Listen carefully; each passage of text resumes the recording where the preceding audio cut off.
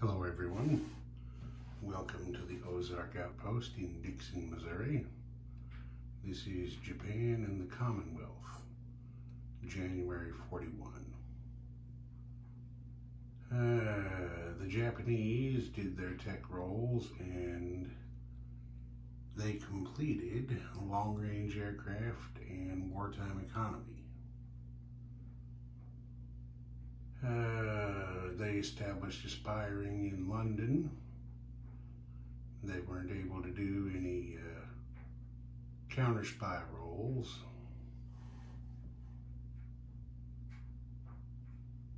Because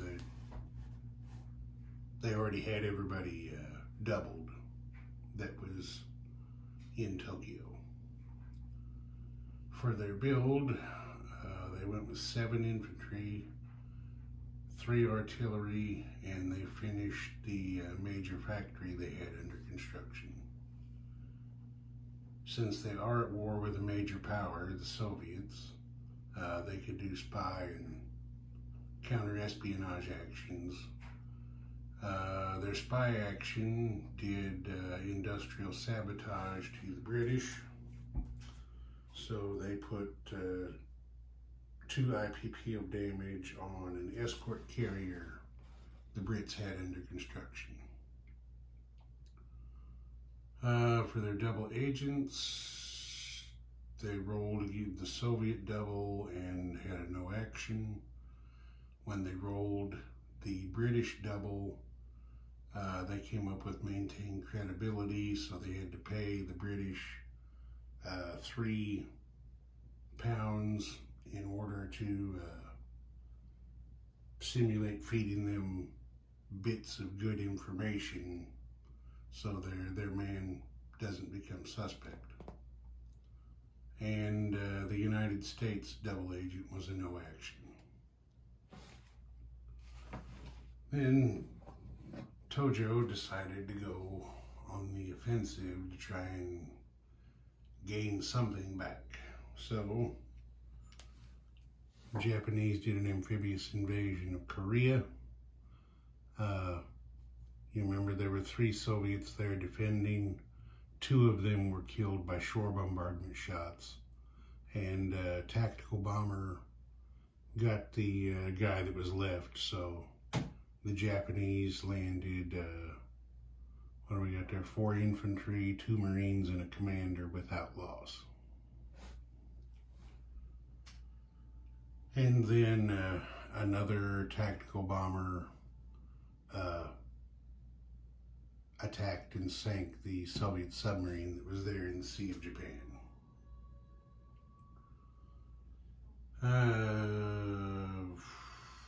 The Japanese didn't do any other moves. I mean, you can see they brought a task force up that had been down here at Formosa to support the invasion.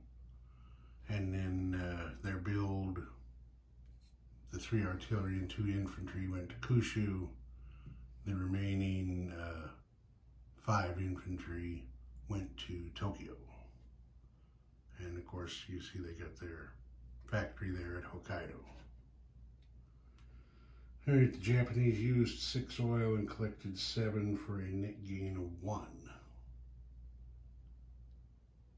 And the Japanese are now rolling wartime economy, so they did get that. That helped them quite a bit. They collected, what is it there, 37 yen between their income and bonuses. And the Japanese really, they aren't in too good a shape. The more I play this game, I'm finding it's very, very difficult to play the Japanese.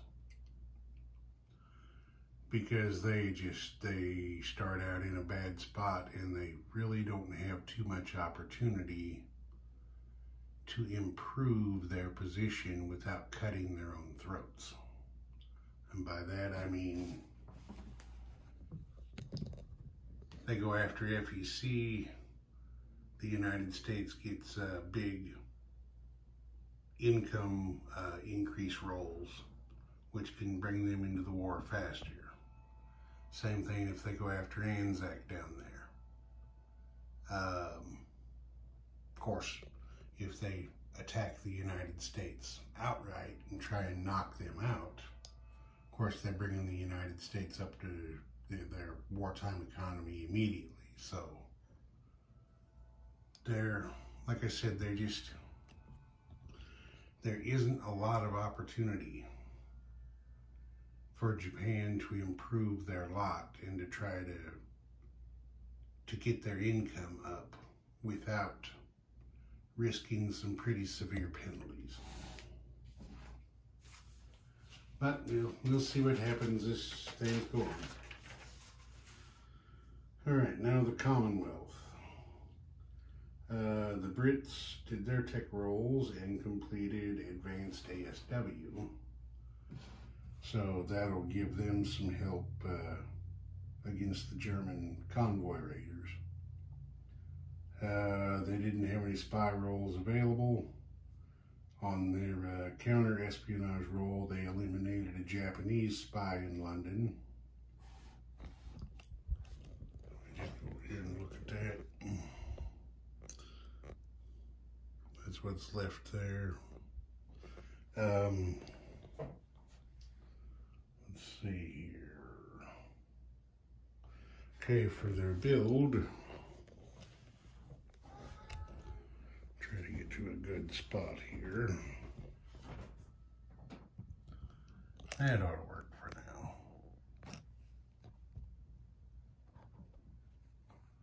Back up just a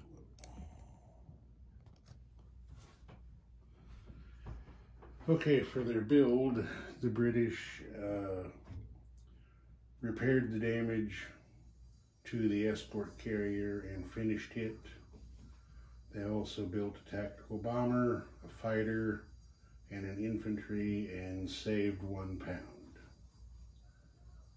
FEC built a miner factory and a naval transport.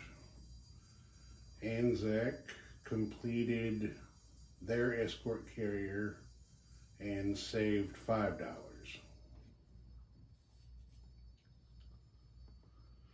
All right, British spy actions.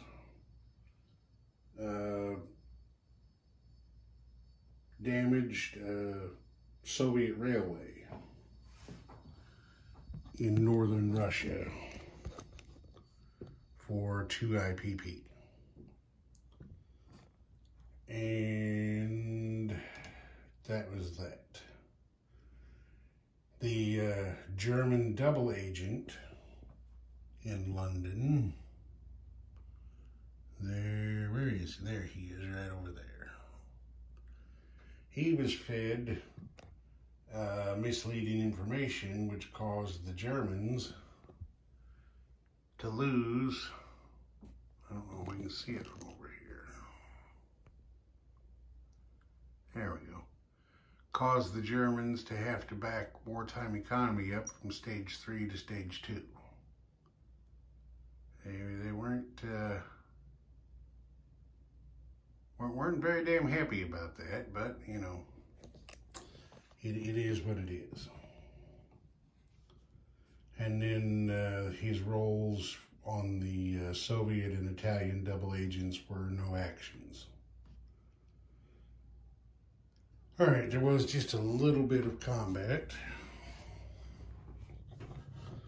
down here in the South Atlantic.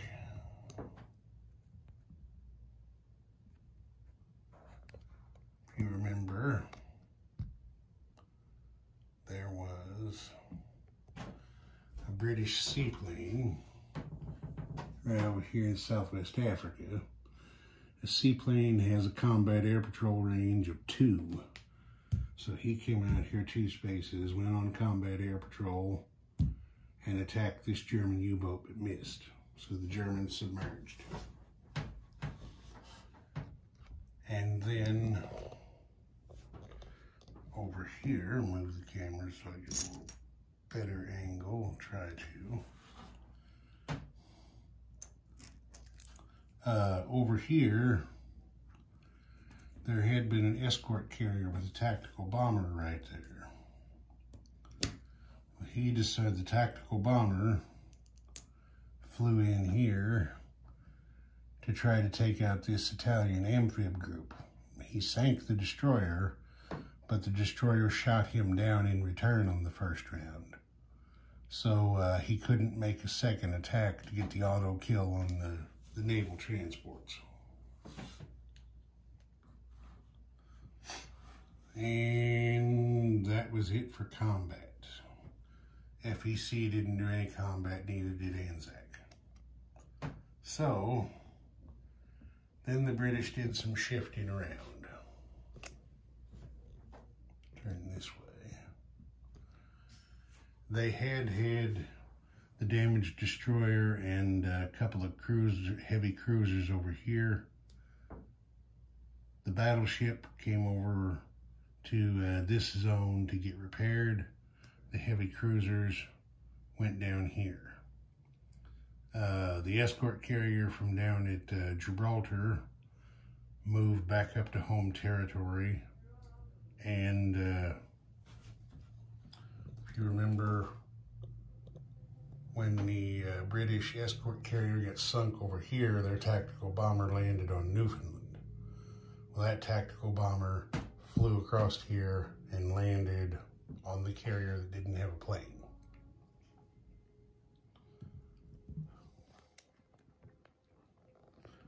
And then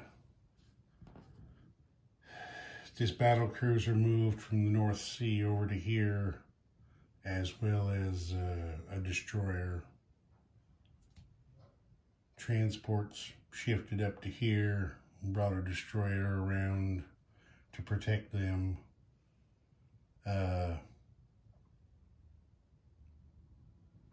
And we moved a submarine from up here down there off of Gibraltar.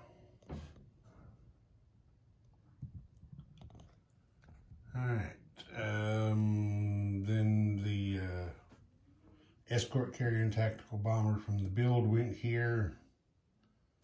Fighter went to the Midlands, and infantry went to the minor factory at Eastern Egypt. FEC built their minor factory there at Bombay, built their transport, and Anzac was not able to place their escort carrier. It's still right there on the production chart because they don't have a plane to go on it yet. I'm playing the advanced carrier rules, which states that a new aircraft carrier can't go from production onto the map unless it has a plane to go with it. So it'll have to wait till next turn. All right, the British. No, I forgot to total up their oil. Let's see. They had sea operations, they had air operations, they built a ship,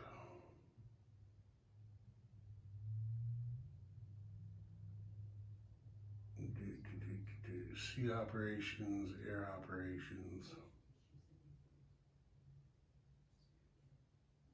and they built a ship. So that's 3 oil they used.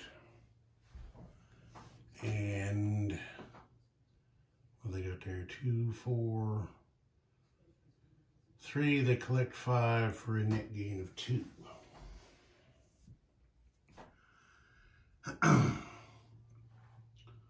And then, of course, the British are also rolling wartime economy now.